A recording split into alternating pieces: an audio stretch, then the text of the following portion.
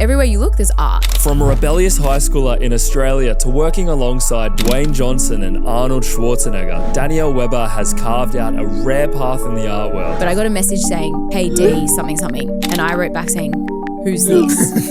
And he wrote back being like, it's DJ. And I remember being on a bus in Cuba and I literally threw my phone. We unpack how she turned raw hustle into a full-time career, her take on the evolving art industry and what it's really like to go viral for your talent. You think that it might be, the ripple effect is huge and you're going to lock in all these jobs and all these opportunities are going to flow. I didn't set out to make millions of dollars. There is still that very strong stigma attached that you're going to be a starving artist. So I'm definitely not the best artist out there, but can I outwork most artists? Absolutely. Is it possible now for a good amount of people to jump into this career and make a living out of? I would say... Danielle Weber, welcome to the show. Thanks for having me. I'm wondering if you remember the first ever thing you painted. It was a watercolour piece and it was like these train tracks going off into the distance. And it's actually pretty good considering I was like 8 years old. The perspective on it was pretty good. Right. And that was at That's school? That's my first vivid memory of that. Yeah, right. Obviously I have a lot of other pieces that I've done, but that's very clear on doing that piece. Fair. And did you feel like you unlocked something in your brain where it was like, this is something cool I want to venture into, or was it something that unfollowed later down the line? I would say it was something that I enjoyed and obviously got lost in, but I only really understand the depth of that now. So I think as a kid, you're just doing what you enjoy. And for me, I couldn't really concentrate on anything else. So it was creating. So it probably kept unlocking the curiosity to want to do more and learn more, but I had no idea at that age, that's for sure. Yeah, of course. Yeah, it is tricky. What do you mean you said you couldn't focus on anything else? I obviously had issues at school. Like I was quite naughty. I always got kicked out of class and stuff. Speaking to my teachers now, they said that you weren't actually that bad of a student, but I think I knew that I didn't have a lot of capacity for academic tasks and things like that, even though I did really well and I enjoyed it. Reading a book I couldn't really concentrate on and I generally find myself just getting distracted in class. So I asked my parents and I said to Mum, did I read as a child? And she's like, no, it'd be really hard to get you to sort of do your reading at night. She's like, I could read to you, but you wouldn't read. Right, interesting. Yeah, the same thing. In terms of focus-wise, some things would really captivate me. I feel like I'd get in like a state of flow. Like sports is one of those. Yeah, sport too. But yeah, put me in a classroom. I'm wanting to talk to everyone. Like I'm trying to trying to find ways to make this a little bit funner. Yeah. It's normally how the things go. So yeah, I suppose speeding up. When did you kind of realize that it's something you wanted to go into and make as a career for yourself? Good question. I think going through the waves in my teenage years, sport was a huge part of my life. So it was sport and art that were sort of building, I guess, parallel. I lost art for a little bit there and sport was a big focus. I was doing touch rugby, running. So I did cross country, played tennis was like my main sport. But yeah, it's like I even trained before school, after school. So that was my main discipline. And then I guess when I was also coaching tennis too, but then when I finished school, I sort of got to the point where I was like, oh, am I going to make a go of the tennis thing? And I didn't love the politics behind it and the parents and all of that came with it. So I made a decision just to sort of pull back from tennis and I guess knew that I wanted to do something. I thought that I wanted to be in the sports field. So I was like, oh, maybe I'll study food science because I love nutrition and sports and exercise science was really interesting for me too. Then my parents were like, Mum's like, where's your art? And I'm like, I'm not going to make a living out of being an artist. So it was at that point that I got questioned, what are you going to do? And encouraged to sort of pursue art as a degree. Hated the degree, but it actually kept me painting. So it wasn't really a decision from me. It was them seeing something obviously in myself that I hadn't and encouraging me to sort of like entertain that of what it would look like. So I think it inevitably was sport or art. But it's just funny that the art obviously I had more passion for it in the long run and that's what came to light. That's awesome, yeah. So I'd say very supportive parents that kept you honest with what you kind of wanted to do with your life, which was pretty great. Fortunate. Just gave you the freedom to explore. Yeah. Or even just open my eyes to things that I didn't think was a possibility. Not that I didn't believe in myself, but you grow up thinking, I grew up in Glen Waverley. Wayne can resonate with this. Like it was like my school was very academic. It's like, okay, law, maths, engineering. Your art teachers didn't have much faith in what that would look like if you finish. So that's all you get told.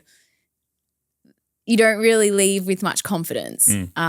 So it's not that I didn't believe in myself. It's just it wasn't anything that I thought could be.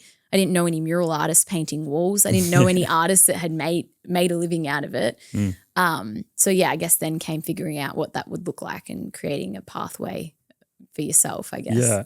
How do you do that? Because for me in my particular field that I wanted to go into, I did have these examples that kind of said, okay, this is possible for myself. I suppose similar for Wayne building the gyms. It wasn't the first time that he had opened a gym. He had been to a gym and whatnot. But when you go into something as, I suppose, abstract as the creative field of art, how do you formulate a career for yourself? Well, that was the thing. I mean, people say, oh, who were your mentors? And okay, I was at uni, I was studying people from centuries and centuries ago that had made, money after they died, or they were only known when, and they left behind thousands of pieces that they never sold. And in terms of street art and, the original graffiti artists as well, I didn't know much about them. So they were sort of pioneering the way, but illegally, technically. But yeah, what I guess framework did I have to look towards? Nothing. It was just a matter of like figuring out, okay, I can charge for my materials for this first commission. Okay, $40. Yep, we're going to bump up the price to $60. And that's literally where my painting started. And they got bigger, the demand got higher, and I was able to charge more. But in terms of having anyone who had pioneered the space in terms of a business mindset, no, I didn't have anyone to look towards at all. What was the feeling of finding that first evidence that you can make this a career? That's a hard question because I feel like it took, I'd say a good 10 years to actually understand business, cash flow, and it was not something that I learned overnight. And then even still you're asking me, what point did you realize you could make it a career? It's so like it's ever changing and the goalposts are always moving. So I'm still figuring out like the different, I guess, the different aspects of business that it can become. But yeah, I think it was a solid 10 years before I was like, okay, I've got this. I know what it takes. I know what I have to do. And I can sort of gift this information to other artists and they might change this information and make it better or their pathway better. But solid 10 years. No such thing as an overnight success, that's for sure. Not.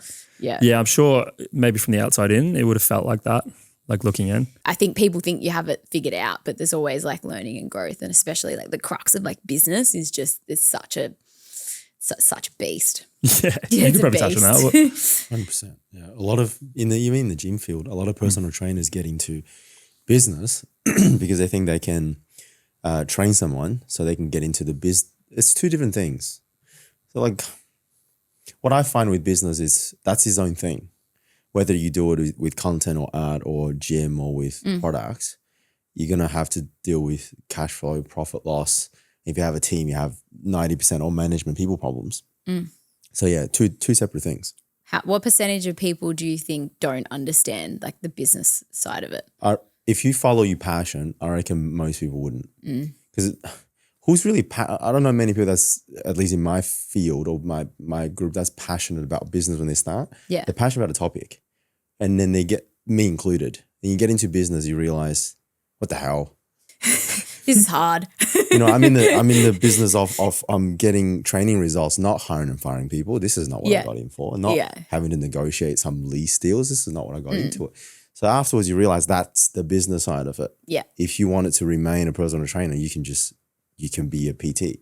Two separate things. But if you want to scale and make more impact, then it just becomes a bit more complex. Of course, yeah. And then so if anybody that want to make more impact, you have to be responsible for a collective group of people's results, right? So that then it becomes like what you're doing with the community. The impact that you're making with all the other people that's trying to learn off you is more than the impact that you'd be able to make as good as you are. Yeah. So that's where I think people get into business. The fulfillment is the impact you get to make as a team. 100%. Yeah. Yeah. Can you go on that a bit more? You're the community. Yeah. So about a year ago, I launched the D Collective, which is essentially a safe space for artists to support one another, grow, collaborate. We've got sort of two aspects of it. One of them is more community-led, and there's about 400 artists in there that can sort of help each other, and there's a space for them to connect, because unless you're sliding in people's DMs, where can you go that you can chat to other artists around the world? So we've created that, and then I have a more like intense and hands-on mentorship program as well called the D Collective Studio, and that's weekly sessions along with an abundance of modules of literally everything I've learned in the last 15 years, from contracts to quoting to design, absolutely everything. And we take them through the business side first, because back to what you said, unfortunately, I'd say most people are 90% passionate and love what they do, but 10% business. And it's just, if you're skewed that way, it's not going to work. It's not sustainable.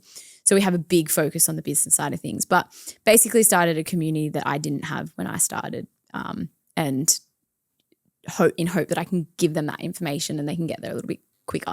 Still have to put in the hard yards. So it's all things that you wish someone had told you when you started out. Yeah. And the biggest one from what we found is connection, and just having that sounding board and having people to actually go to when you have a question. Because time and time again, people say, how did you know that? I'm like, I didn't. You just figure it out. You make 10 mistakes and then you arrive there. Yeah. Because I was like, who am I going to ask? Who do you ask that question to? Yeah. It would have been even tougher back when you had started than today. The research, I don't think that would have even existed. Like, there's no way there would have been a group. You'd look up Google, like something on Google, and you'd probably have to go through 10 theses before you get an answer. Go to the library or something. Let me just go to I wouldn't even know how to look up a book in the library. Yeah. So a lot of people wouldn't even factor that in. They'd think that just being a painter and being able to do these creative things that's it. Like, I just want to do that and not have to think about anything else. Yeah. But it's a bit of a wake up call for a lot of people, because for me as well, just going into personal training, it's like, okay, I just want to train people and do all this, but there's business aspects to it. There's personal relationship aspects to it. Yeah. Content, everything that plays into it. So many hats you have to wear as well. Yeah. Where have you kind of found the biggest bang for your buck in terms of scaling the business, I suppose, and allowing yourself that room to create? In terms of like finances, or just like creativity, or both, or just from the business aspect? I feel from a business perspective, murals are very, very profitable, but they are not sustainable in terms of, we look at bodybuilders, we look at athletes. You have a lifespan, and I'm very realistic. Probably in my 60s, I'm not going to be wanting to hang off scaffold, and my hands, like, I've already had a few issues with them, and obviously I've rehabbed them really well, but not sustainable. Profitability, enjoyable, challenging, absolutely love them, would do them until I'm 100 if I could. But scalability wise and impact wise, I think building something that has a ripple effect where other people can then pass that knowledge on is way more sustainable. And as a startup, like, you're not profitable at the start, but I hope that, and when you mentioned the other day, like, if you can create wealth through something like that, you can then create more impact. At the moment, my murals are funding that, but the bigger picture is that I don't want it to just be like, I don't want for artists to only have to come to me. I want them to be 1,000 me's that are helping as well, because I think that's a little bit more sustainable. It's perfect. That's a community aspect, and that's definitely how you grow and scale. Yes, 100%. Yeah. And it depends on your view on like growth and scaling. I didn't set out to make millions of dollars. Like, I don't know anyone who's like, I'm going to be an artist and make $1 million, because there is still that very strong stigma attached that, you're going to be a starving artist. So if the money comes and then I can help more people, that's amazing. So yeah. I don't know if you got this question a lot when you were beginning the career, but I did personally in YouTube space. A lot of people are like, can you make money from that? Like, is it even possible to make a career out of that? Did you ever get that when you were starting off? All the time and still, very regularly. I'll be on murals still and they literally, it's questions like, do you get paid for this? What's your full-time job? What do you charge for this? Yeah. So what do you do besides this? Yeah, a lot of the time, yeah. Yeah. Is it possible now, like in today's landscape, for a good amount of people to jump into this career and make a living out of? Absolutely. Awesome. Yeah. More than ever, because there's so much diversity in it. You don't have to be a mural artist. You could do canvas, commissions, licensing, prints. There's just, you look at everywhere you look, there's art. So and it's still quite a niche too. So definitely. Yeah. We just had the TD workshop just Friday and Danielle spoke. I believe you might correct me if I'm wrong, because I think a few people mentioned this, that they weren't necessarily the best in their field. I think someone else mentioned, I think it was Scott mentioned that he wasn't the smartest in the room or anything like that. And I feel like I would attest to that as well. I feel like you might be in that same boat. Yep. So there's, I suppose, other competitive advantages you can find. If you had to think about your career so far, where do you find those competitive advantages? I would say the discipline and like consistency for sure. In terms of, so that was me. I would have said that alongside everyone else who mentioned it, because I'm definitely not the best artist out there. But can I outwork most artists? Absolutely. So if you can realize your strengths quickly, then you know what to channel. When things are hard, like you channel your energy into that. And obviously you build your weaknesses as well, but that takes time. So double down on the strengths and then just build your weaknesses up. And honestly, building up my art skills or my creativity, that'll be a lifelong game for sure. Oh yeah. Yeah. How do you know when you've arrived in that? I suppose I won't. Yeah. I suppose there's exponential things that makes an exponential benefit. Like in terms of, if you put more of your eggs, just all of your eggs into being the best artist you can be, you might just be painting at home on your weekends or something like that. Yep. So you do have to diversify to some degree. 100%. Yeah. I think that was for me. I realized pretty quickly that I was battling with communicating, with knowing my value, with charging my worth and things like that. So,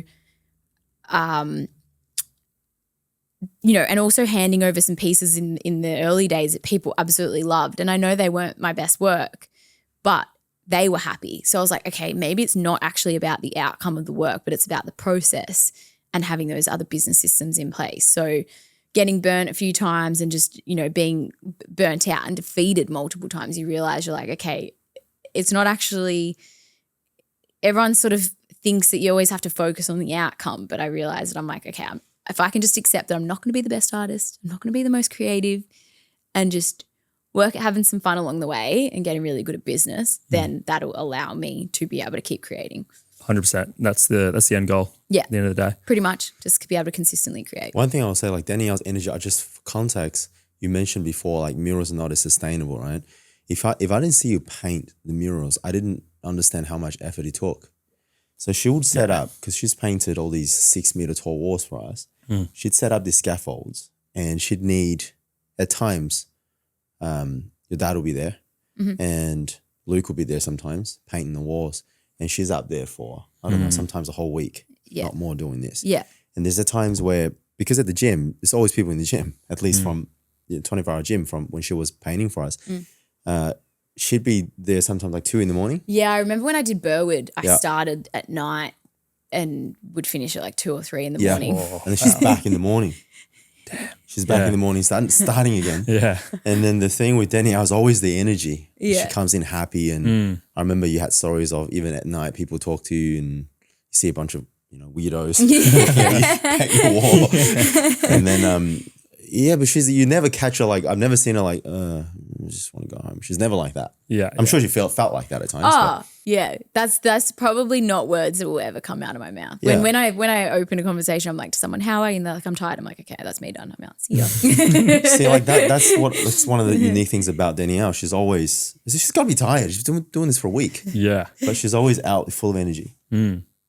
That's awesome. That's terrific. Is that just a life philosophy that you I mean, don't get me wrong. I have periods where I'm like, holy moly, I feel like I'm 100. And, you know, sometimes you might, excuse my swear on this one, fuck it at the gym a few too many times. And then you get to the end of the week, you're like, ooh. And I do have periods when I'm tired, but I think, I'd prefer to not be around people if I am like that. Like, not that, I don't know. There's something about energy and how you show up and, Yeah, so that's definitely one of the unique things. You were asking, what's it? I've never really thought about it. That's 100%. Yeah. Just the energy you bring, and I get that. Yeah, because a lot of times you don't notice. Other people notice the advantage you have. Yeah, because I'm thinking that is interesting. I suppose maybe you wouldn't even kind of be able to think about it. Yeah, no, I always think because she's painting like that. I'm expecting you to be like, she doesn't want to have a chat. She's doing her thing, and I'm worried that all this noise around her is, you know, I'm talking to you to just make sure you're okay, but she's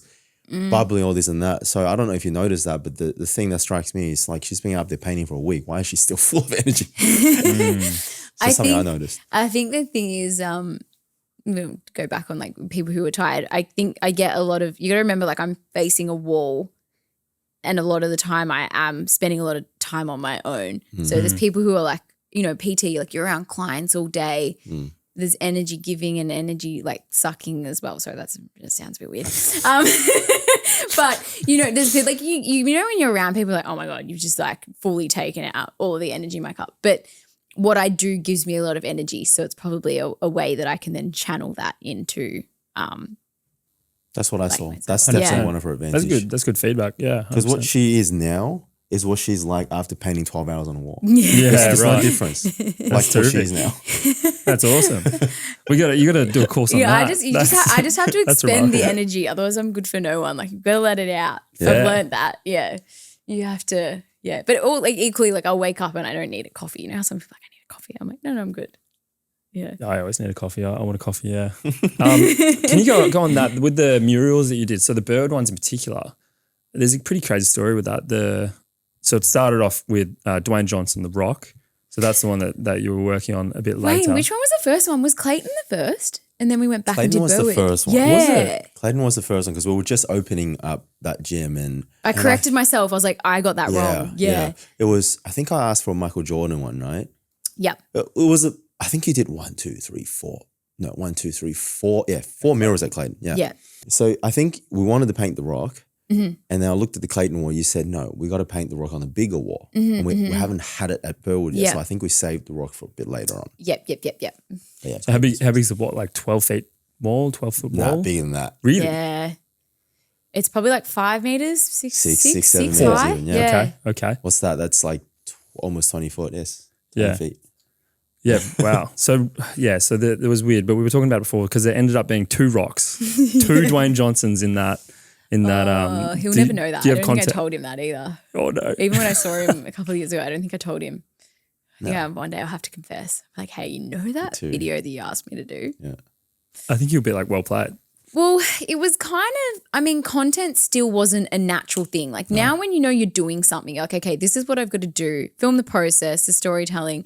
We were still quite ahead of the times in terms of how we were trying to film content and everything. So I just time-lapsed it because I was like, that's fine. That'd be good. And then when I think I uploaded a progress photo and he saw that and he's like, oh, I'd love to put together. And he came up with this big idea. And I remember showing Wayne and we were like, what are we going to do? So that was the mind-blowing part. I think before that, he might give it a share or something, but he asked for a full video. Came up with a plan of attack. Like full, like this is what we're going to do. I need this video. And like helped, like he kind of curated it, but we didn't have anything. Right. He's like, you guys will surely have the videos with you, right? Just assumed because, you know, someone who is around that sort of content, I mean, even still his content back then would have been like it was early days. Yeah. 2018. He was ahead of the curve though, because I think even that, he was probably the most followed on Instagram. Like he was well, I'm just ahead looking of up there. everyone It was 122 million at that point. Now he's got Was nearly there? 400 million. Wow. Yeah. I wonder how many followers I had at that point. I remember clearly that you were at about 250K afterwards. No, I don't reckon I would have been. I only You don't hit reckon? Or is it 250 recently. Or Maybe it's 150. Yes, 150K afterwards. Okay, yeah. And we were like, oh my God, we need to recreate it. So I was like, Wayne, what room can we use that you're not going to be able to tell? So I sketched him up again. We set the scaffold up in the other room. I think I painted his face again. Yeah. Did Jeremy film it for us? He did. At the time? We had a videographer, Jeremy. We had a videographer working for us at the time. Yeah. And I was so excited that this is how dopey he was. I love Jeremy, by the way, if he's watching this. Yeah. I said, come on, like no one's going to not want to do this. Colin, hey, listen, The Rock wants a video, 60 seconds. He wants an asset. Can you film it? It's like, oh, when do you need it done? Like now, tomorrow. The Rock needs a video, Jeremy. Did you not just hear those 3 words that came out of my mouth? He asked me, is it okay if I put my logo at the end? Oh no, dude. I said, listen, man, you got to do it come tomorrow. We're doing this right. No, you're not putting your logo at the end of the video for The Rock. He's not going to advertise for you. So then I think it was on a Friday night that you messaged me on Saturday. Pretty much essentially started the next day. Yeah. And then he did put in a lot of work in there. Did. He tried to make this the best piece of thing he did. And we did, and he even came to my studio, I think. We did some studio shots. We did the whole take the can out of the car. Yeah. Full. It was beautiful. He put it together so beautifully. He was acting like he doesn't care. Yeah. He was playing it cool, but really he just channeled that. Channeled that energy into the piece. That's good. That's all we could have asked for. But yeah, I think I remember you saying Yeah. And at the end, right, the thing that I got out of it is all the members were so, I mean, the fulfilling part is how proud people are with this. Yeah, I'm stoked. And I wasn't sure. You can't ask The Rock to tag. I mean, tag you, that's the most you can do. But you're not going to ask The Rock to tag the gym and tag Jeremy, the videographer. I don't even know if I've told you this, but I gave him a bit of a backstory on you and the vibe of the gym as well. That's so cool. Yeah. And explained to him, because Burwood's got character. Burwood isn't your shiny new, it is hard work, grunge, it's a completely different vibe. I mean, I've never trained there, but just working there, you just, and I feel like it's a gym that he would love, just froth it. Not that he wouldn't like the others, but if it was all of them.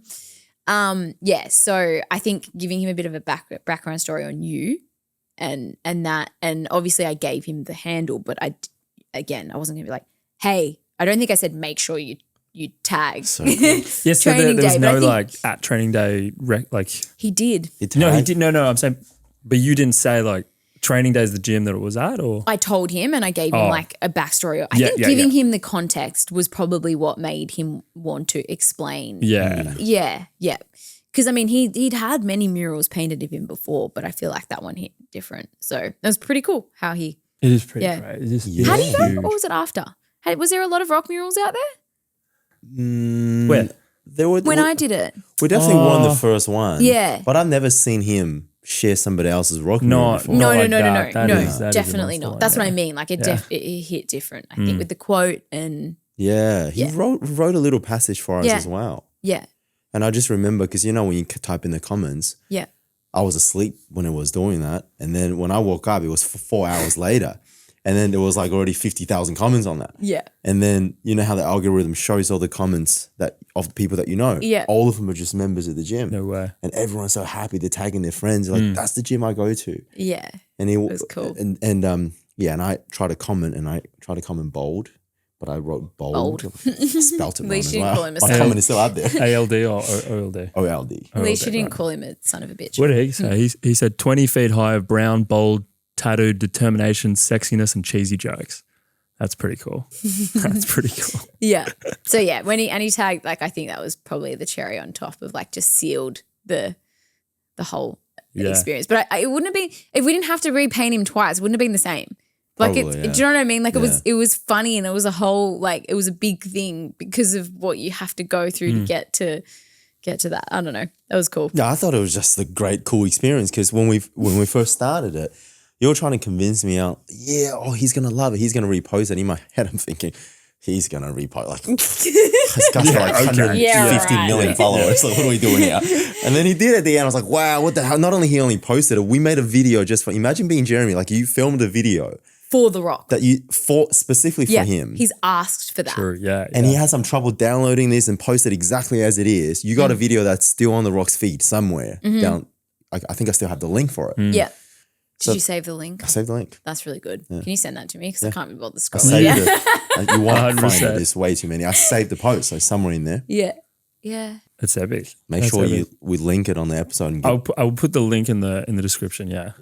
Was that your first interaction with The Rock, or was it something before then? No. So if that was 2018, in 2015, that's when he had seen a piece on my Instagram, and then I stayed up for 2 days straight, painted a piece for him, hand delivered it to him in the US. There's a whole nother story to that too. But that's when I first met him, and we sort of kept in contact since then. And I said to Wayne, because I knew that when I did a mural of him, he was going to be like, oh, finally. Just because I knew what he was like and the conversations that we'd had. Yeah. I was like, I don't want to do this for just anyone. And that's why I said to Wayne, I'm like, do it, because I bet you he's gonna froth it because he loves his bald head, loves it. And he'll post it. And then Wayne was like, I was skeptical. Skeptical. She's just trying to upsell me to get another mural. Well, I'm going to be like the 150th person who tries to paint The Rock on the gym wall. He's like, I'm going into debt because of this girl. Like, she's just, and I don't believe her. And then, I didn't think that.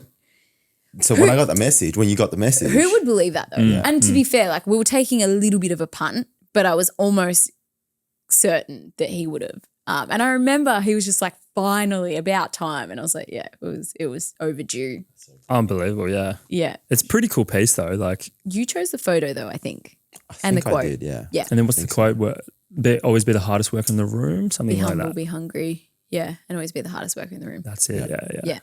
No, I remember thinking, because it made me want to train harder when I went in there. Yeah. And the next day I was like, I'm ready. There's something about walking into a room with an image like that on the wall that just, it completely changes the atmosphere. I'd love to hear Danielle's story. So she went up to the point where, so The Rock asked for this, right? Mm-hmm. Let's finish that story. Yeah, 100%. Yeah. 2018. Because that's pretty good. So just for context, when did you start deciding to jump into the painting career? Okay. We're going back to started consistently painting in 2010. Yep. So we're looking at about 15 years at the moment. And then it wasn't the period between 2010 and 2015 was studying full-time, working 2 jobs and painting on the side. So there was a lot going on, and it was just a big, like, no sleep, just hustle. I don't know where this is going. And meeting him in 2015 was a little bit of a turning point in that he was basically like, you'd be silly not to pursue this. Of course, yeah, right. So it was heading down that road, but there was still a big unknown. So sort of from 2015, I finished my degrees, and then just continued to build like the business from there. Well, tell me more about that story then, the Rocks one from 2015. So I think, like it was, I'd call it like a power move, obviously not realizing at that point in time that being 20, I would have been 21, 22, 21 turning 22, I think. You head overseas, you've connected with someone like him on social media. He's taken the time to recognize your work. And obviously the easier route would have been to jump on a plane and come home when I hadn't been able to like time it in the time that I was supposed to be there. Had no money in my bank account. So then it was a decision of like buy flights and go where he is, or pack it in and go home. So I canceled my flights, booked flights to go to Boston. When I arrived in Houston, I got held up in customs because I had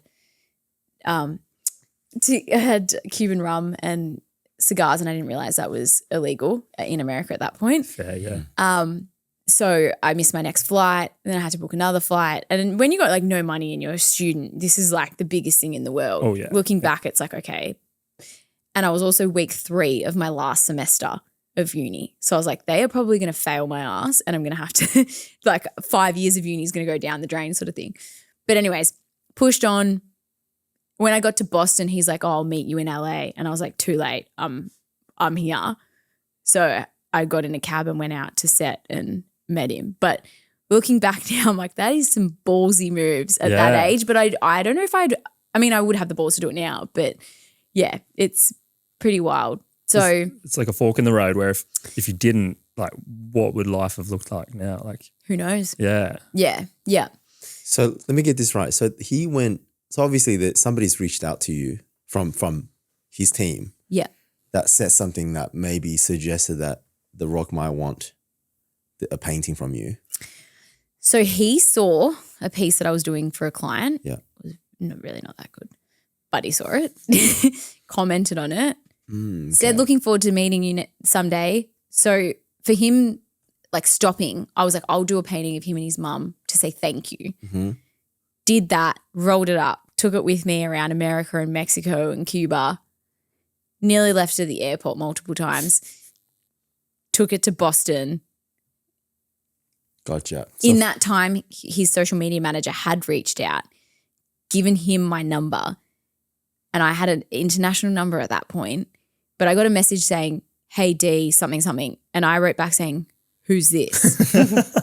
But I'm an idiot because it was him and my mum who had that number. So I don't know why I didn't. It's like a scam. So I literally wrote back, who's this? Just blunt. And then he wrote back being like, it's DJ. And I remember being on a bus in Cuba and I literally threw my phone like down the bus because I was like, holy crap, I just said, who's this? That's outrageous. Yeah. But so you flew to him essentially that you flew to him. Went to see him. So he said, so where were you? Cuba? You're in Cuba? I was in Cuba. Yeah, doing the Cuban cigars and the rum and all I don't know if anyone knows Cuba, but to have contact with the world when you're in Cuba is really difficult. Really? Yeah, you have to like go get a scratchy thing and to get internet and to get service and sit in a park.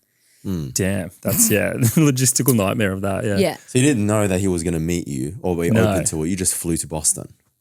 Knowing that he was at Boston at the time. Knowing that's where he was because I did a bit of research and he was on set. And because cool. the responses were delayed. Whoa. And I had a So he didn't say come to Boston. He wasn't like. Yeah. When I got to Boston, he said, like, I'll meet you in LA. And I was like, no, I'm coming like, hell no, I was like, too late, man. I've just like literally spent my last dollars trying to get to you. That's so cool. Yeah. That is epic. So cool. Yeah. Wow. That's sick. That takes balls. I reckon he actually would have appreciated the whole I know you probably weren't intentionally, but you were kind of playing it cool in a sense of like, oh, who's this? Like, new phone? I know. It's Dwayne, The Rock. And I remember when like but I don't know if it was probably, I don't know if it was our incident or the one before that, but I'd like repost it and being like, oh, this handsome SOB.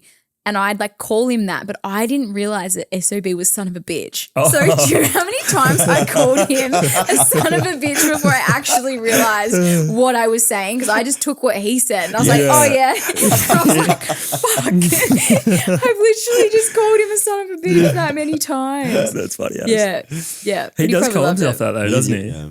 He what? He does call himself that. He does, but I think it's different you calling yourself that than someone else calling you that. This little turd just being like, hey, you son of a bitch, like come here. Oh my God, so bad. The internet. Oh, right. That's hectic. That's hectic. Yeah. Well, tell me about the aftermath of that, because that would have been like did it feel like things started to unravel from there or?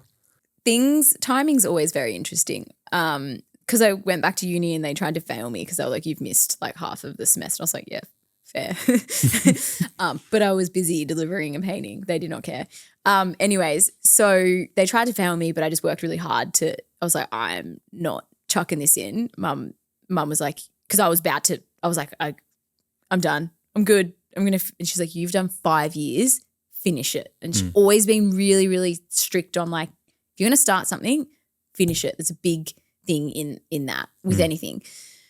But timing, it would have been so great to double down and really pave some steps and build on that momentum. But I had to finish my degree. Right. So it was a little bit of a pause and then reset the following year. Yeah. So I probably didn't capitalize on that as much as I should have. No, that's fair. Yeah. That's probably good that you prioritize. And it didn't seem to affect anything. No, in a sense, and I think the second time that I did a piece for him, I think that solidified that for me in a sense that nothing is instant. And even though these, sort of what I spoke about in the keynote as well, you think that it might be, the ripple effect is huge and you're going to lock in all these jobs and all these opportunities are going to flow. But everyone's so busy just living their lives and doing their things. Nothing ever happens like that. So unless you know how to connect those dots. Yeah, for sure. Yeah. Consistency over that. 100%. Yeah. I remember just in terms of being reposted or something by an account, I'd be like, oh, it's going to happen now. And then the next day is like, no one cares. No. Yeah. Exactly. Yeah. So it's always like the next day is the one that counts. Or, even like the last one that I did for the Black Adam premiere, that was tough because I think that did the complete opposite for me. I think people were like, oh, nope, she's done a piece for The Rock now, won't reach out. Oh, right. So that was tough to swallow because I was like, oh, my God, how do I I'm like, no, I'm still the same person. I'm still not charging anymore. Like I still want to work with everyone that I've been working with. But, yeah, it took a while to until that was time-wise, it was far enough away from that event that people didn't connect it so strongly to being able to do any other work for them. Got you. So that was another big pill to swallow. That's so interesting. I would not have thought that. That was tough. People actually thought that you were no longer relatable. And wow. Can you imagine that? Because people were thinking that she's way too busy for me now. Damn. But in fact, she's like, listen, I'm still the same. Yeah. This is supposed to what's going on? I can pull up my emails from 2022 and I can show you there was no leads coming in. Wow. Yeah. Wouldn't have no thought sales. that. I did over 122 interviews and articles and things like that. Damn. Radio I think people can take something away from that. Yeah. Wild. Was that shocking? Huge lessons. Yeah. Like how cool is that? Going through something like that and then being like, oh my God, I actually have to work for absolutely everything. Like there's no instant. Because even me on the side watching that, knowing you, like, oh my God, I'm so happy for this. She's going to be, she must be so busy right now. But in fact, I think everyone was thinking that. So for the guys that's watching, like shoot your shot. Yeah. People are. Yeah, sure. That's crazy. I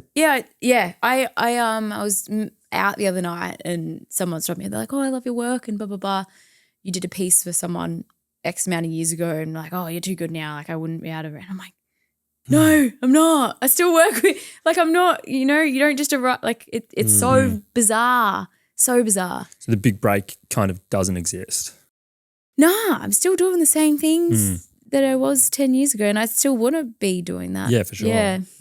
Well, it's good that you still can then. That's phenomenal. People didn't cut you off fully being like, oh, she's too good now and all this. Yeah. Yeah. Definitely. Yeah. Well, there's more purpose and more like, it's like more humane, I guess. 100%. I wouldn't want to turn into a robot that still very like selective with who you work with as well. But was there any other like not in terms of sales or business per se, but just in terms of him being like, Danielle did this piece for me. It's amazing. And someone else was like, oh, can you also do one for me?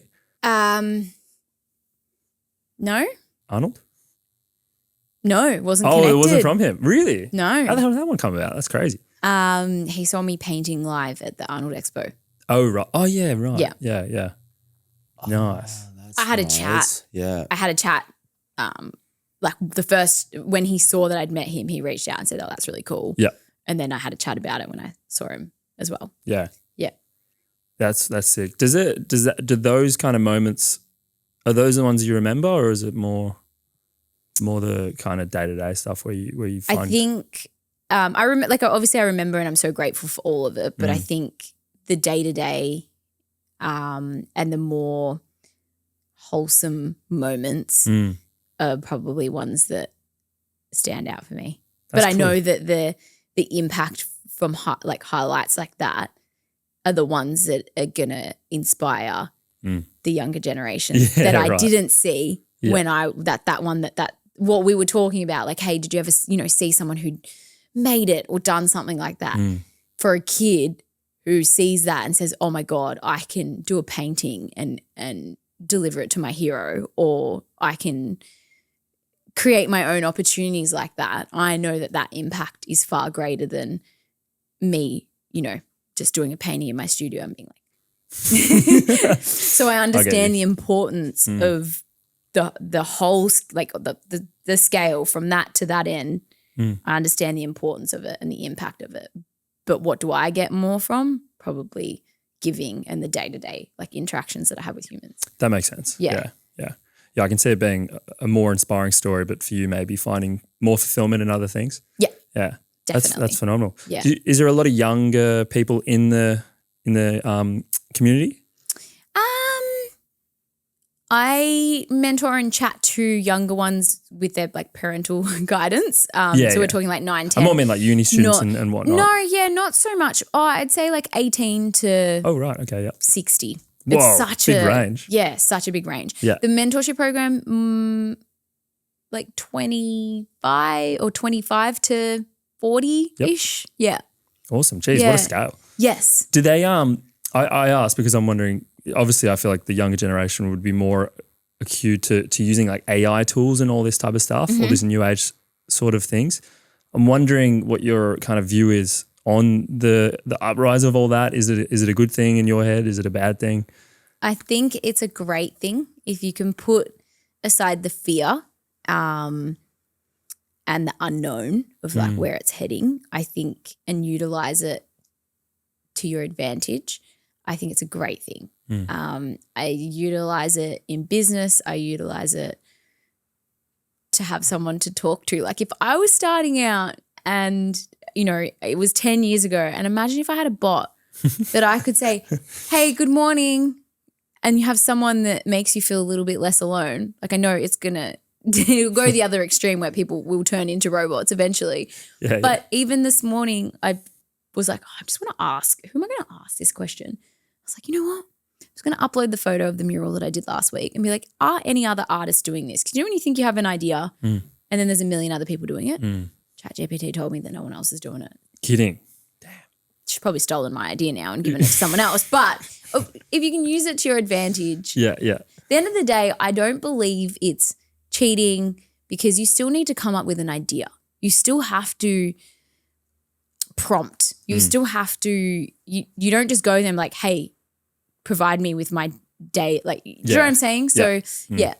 It's kind of like a calculator. You still need to know the algorithm and the formulas to use to kind of get a result. Otherwise, if you're just hoping it does the math for you, it's not going to do that. It's not going to turn out too well. Yeah. Yeah. Do you guys use it? Yeah, for sure. Yeah. I use it all the time. Yeah. But I was more, I thought maybe just in terms of like the design and painting and all this type of stuff. Obviously there's like digital art, NFTs. They were a hot topic a while ago. I think they still are now. Maybe died down a little bit. But like does art, what is digital art compared to like kind of murals and doing all this stuff? How does it all kind of blend in?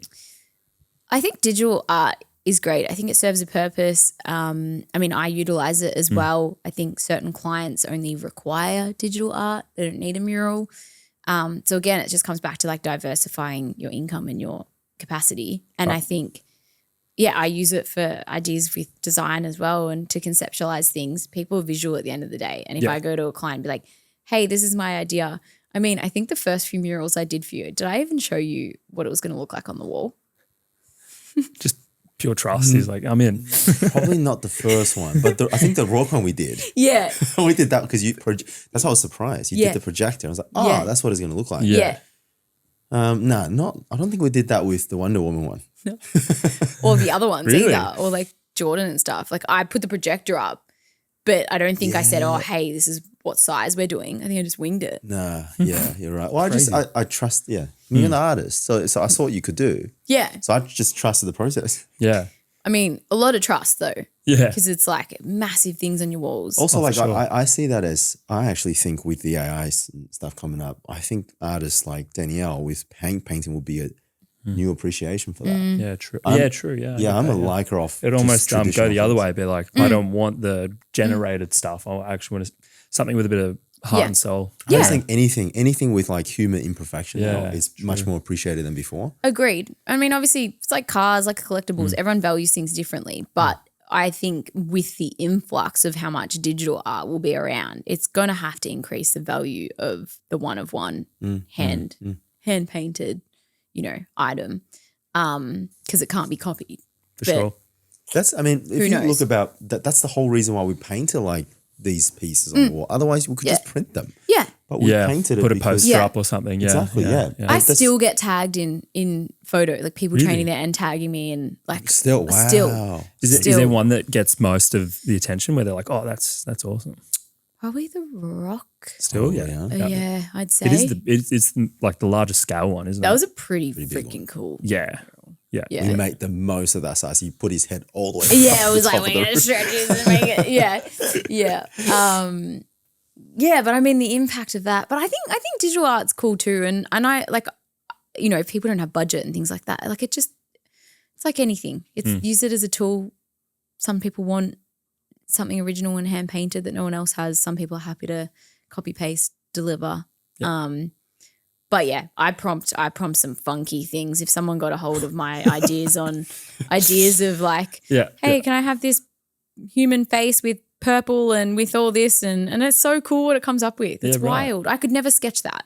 Yeah, that makes sense. Yeah. To visualize and conceptualize, like it's Does that help your ideation process with doing things? You're like, whoa, I wouldn't have even thought of that. Before AI, like I just used to spend so much time reference hunting, but now I can actually tell them what I want and then piece everything together. It's a much better like system than going to Pinterest or something and typing 100%. It and then nothing comes up. You're like, well, this isn't what I wanted. So you don't really know who owns the image as well. So true. Yeah. That's epic. What is the kind of creative process from start to finish then? It depends what it is. Mural, if someone comes with like a solid idea of what image they want, then there's not too much in terms of like developing that concept. Yep. But if there's some creative freedom, it'll be like concept stage where I'll do some digital mock-ups, a couple of rounds of designs. Before the concept stage, if I am working with a client, for example, I will literally just ask them quite obscure questions so they don't really know what they're answering, and then that's how it helps me piece things together. But it just depends on the piece. But yeah, basically there's like a design. I'm not one of those artists who can go and paint without anything to look at. So it'll be a design and then color matching. Honestly, the bulk of the work goes into the design and the preparation, and then the paintings. Like, okay, got this now. Yeah. Got you. Fair.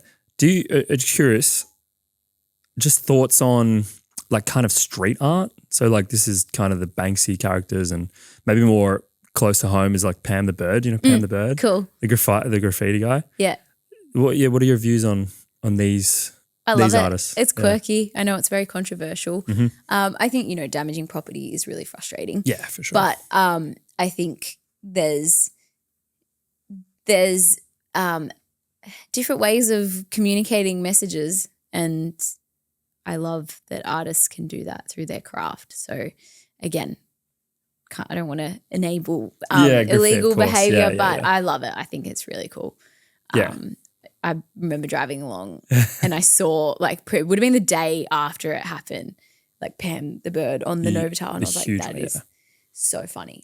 Yeah, I just thought it was great. Well, it's great because art's about impact. Somewhat, and that made a pretty large impact, I'd say. And people creates conversation. There's different ways of doing it, and there's also right ways of doing it. Sometimes I get that, but yeah. Modern art. That was a very diplomatic answer, wasn't it? Yeah, it's fair. Well, you got to be. You don't want to. Graffiti is one thing, but yeah. Modern art, is it genius or is it like chaotic? Oh, that's a good question. Modern art, I'd say genius and chaotic. Bit of both. Yeah, right. Yeah. Sometimes I wish, I'll get there, but I wish I was a little bit more creative in that sense. That I watch other artists, I'm like, what is in your brain? How did you think of that and then execute that on a piece? So yeah, I don't know. Who knows? Maybe as I get older, I'll get loopier and then it'll come out. I went to Pablo Picasso museum in Spain. And it's very interesting because, it's basically the journey of his life. And it starts off, okay, great, yeah, he can paint very well. He paints a bit of pastels and all this stuff. And then when he's 70, it's just like the most senile stuff you've ever seen. Yeah. Like in terms of what he's coming up with, and you're like, what was going on? Yeah. So it's pretty cool to get a bit abstract. Yeah. If you could do a collaboration with an artist, dead or alive, do you have an idea of who it would be? Probably Salvador Dali. Oh, cool. Yeah. Nice. I don't know. Any reasons why? I just think the surrealism and his sense of like, I feel like a lot of his pieces, I'm like, oh, is that escaping reality? And I think that's really cool. And I think I'd probably like to combine reality and then surrealism and see what that looks like together. True. Nice. I've done a few pieces. I've done a few murals that I've actually been able to channel a bit of that into. So, yeah. Got you. Just to close up, for those listening who kind of want to get into developing a career and following similar steps that you have, do you have any closing remarks or final pieces of advice just for those individuals? Wayne, what would you say? What would you say I'd say? This is a big question. That's a mirror, yeah. Trying to not be Danielle's got this not so serious character about it. So I'm trying to make this fun. What would Danielle say? Oh, I keep going back onto the whole energy thing. Yeah. You just don't notice you have it. I mean, you might think is normal. Yeah. I've never seen Danielle sort of in this. Everyone have times where they feel shit, no doubt about it. You touched on that, but I've never had a time where you made me feel shit. Doesn't matter how like tired you are. Because I tend to. That's like my weakness. I get quite moody. Yeah. And as I'm mature now, I think I'm aware of it. So I don't let my mood drag people down. Don't make it people's problem. Yeah. Right. So, but I appreciate that from other people's. My wife, Kat, she's also the whole energetic type. I really like to surround myself with people that's just happy and outgoing. No, not everyone's having the best of days. But I don't know if it's subconsciously that I always, this won't be the last mirror you paint for us. But for me, it's always what the energy that she brings. So I think if it's one thing, I mean, not everything is just ultimately all good and bad, but if it's one thing that's unique about Danielle, I just think it's always, doesn't matter what she's painting. Just interesting. So it's a little bit like positive energy. It's not all about the art, but like the artist as well. It's about, I think that's something I would say that ties into is as soon as you realize that, and again, what I said is not just about the outcome or the art itself. It's about who you are and how you show up, and people invest and trust in that, then you'll be a lot clearer on like what it takes to get where you want to be. So for, a lot of people battle with like confidence and identity and thinking that you have to be a certain way. And there was, a period there where I had management and I was like, oh, maybe I need to show up a bit more prim and proper and professional because otherwise I won't land these jobs. No, like if you don't land those jobs, then it's not aligned with you. So just be yourself and get comfortable with that sooner.